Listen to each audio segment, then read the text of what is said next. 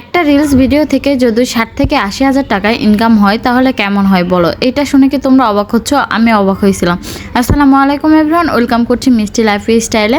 সবাই কেমন আছেন? আশা করি সকলে অনেক বেশি ভালো আছেন। আল্লাহর অশেষ রহমতে আমি অনেক বেশি ভালো আছি। যখন নতুন নতুন ফেসবুক খুললাম তখন একটা আপুকে দেখতাম প্রতিদিন এরকমভাবে পোস্ট করতো যে মাসে একটা ভিডিও থেকে 60 থেকে 80,000 টাকা ইনকাম করেছে।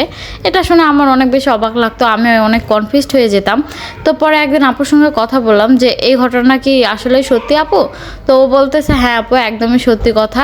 তো পরে ওই আপুর কাছে আমি আবার কিছুদিন ক্লাস করেছিলাম, প্রত্যেকটা কথাই সত্যি ছিল। ক্লাসের মধ্যে এত সুন্দর সুন্দরভাবে বুঝাই দিচ্ছিল যে সব কিছু আমাকে কয়েকটা কথা শিখাই দিয়েছিল, সেগুলাই তোমাদের বলতেছি। ভিডিওতে কখনো নতুন নতুন যারা রিলস ক্রিয়েটর তারা কখনোই ভিডিওতে মিউজিক লাগানো যাবে না।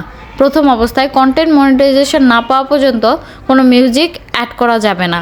আর মিউজিক অ্যাড করলে অনেক ধরনের রাস্টিকেট প্রবলেম দেখা যায়, পেজের মধ্যে অনেক সমস্যা দেখা দেয়, যার জন্য মিউজিক অ্যাড না করাই ভালো। নিজের ভয়েসে কথা বললে অনেক তাড়াতাড়ি রিলস সেট আপ দিয়ে দেয়। ফেসবুকের নতুন নিয়মে যা চলে এসেছে, ছবি ভিডিও প্রত্যেক দিন 4টা করে রিলস, একটা করে বড় ভিডিও, আর হলো 4টা করে রিলস একটা করে পোস্ট করলে অনেক তাড়াতাড়ি রিলস ভিডিও নাকি সেট আপটা দিয়ে দিবে। তো সবাই বেশি বেশি ভিডিওর রেগুলেশনও ঠিক রাখতে হবে, না হলে কিন্তু ভিডিওর ভাইরাল হবে না কখনো। তো এই সবগুলোর দিক যদি আপনারা খেয়াল করে রাখেন তাহলে অবশ্যই তাড়াতাড়ি রিলস সেট আপ পেয়ে যাবেন। আর মাসে 30 থেকে 40,000 টাকা ইনকাম করতে পারবেন, এমনকি 1.5 লাখ 2 লাখ টাকারও উপর ইনকাম হয়। এতক্ষণ তো পেজ নিয়ে কথা বললাম, এখন একটু কক্সবাজার নিয়ে কথা বলি। তো সেই দিন কক্সবাজারের সেকেন্ড দিন ছিল, এত পরিমাণ রোদ উঠেছিল। তো আমরা সকালে অনেক বেশি এনজয় করতেছিলাম। এই তো আমার বাচ্চাটা দেখেন কত সুন্দরভাবে খেলা করছে। বাচ্চা বলতে এটা আমার বোনের ছেলে, ও অনেক বেশি এনজয় করতেছিল, আমরা সকলে অনেক বেশি এনজয় করতেছি। আর তার মধ্যে রোদ উঠেছে, খুবই বেশি ভালো লাগতেছিল সকলে। এই তো দেখেন আয়রা কত সুন্দরভাবে খেলা করছে, ওকে কত বেশি সুন্দর লাগছে। মার্শাল্লাহ মার্শাল্লাহ, কেউ নজর দিবেন না, মার্শাল্লাহ বলে যাবেন। ওকে অনেক বেশি ভালো লাগতেছিল এই সানগ্লাসে। এই তো আমি আবার বিচের ধারে মুড়ি মাখা একটু খেয়ে নিলাম। এখানকার মুড়ি মাখা আমাদের থেকে একটু ভিন্ন রকম, আমাদের গুলানি বেশি ভালো লাগে। তো এখানে আবার কিছু পেয়ারাও খেয়ে নিলাম। এই তো দেখেন সাদা ঘোড়াটা মার্শাল্লাহ এত বেশি সুন্দর দেখতে।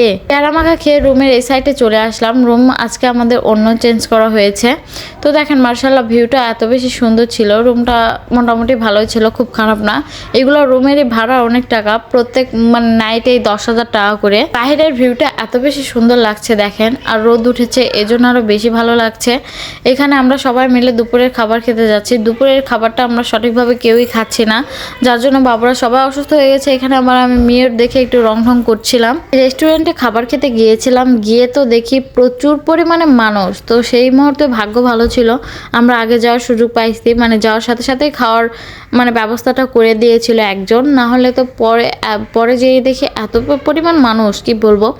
তো সব মিলায় খাবারটা এত বেশি মজা ছিল। সঙ্গে ছিল পাতলা ডাল, তারপরে ভাত ছিল, গরুর কালা ভুনা, ছিল লইটা ফ্রাই, আবার ছিল হলো সালাদ আর গলদা চিংড়ি ভুনা, আর ছিল হলো 5 রকমের ভর্তা। মার্শাল্লাহ প্রত্যেকটা খাবারই এত বেশি মজা ছিল বলে বোঝাইতে পারবো না। আজকের মতো ব্লগটি এত পর্যন্তই। তো সবাই ভালো থাকো, সুস্থ থাকো, আল্লাহ হাফেজ।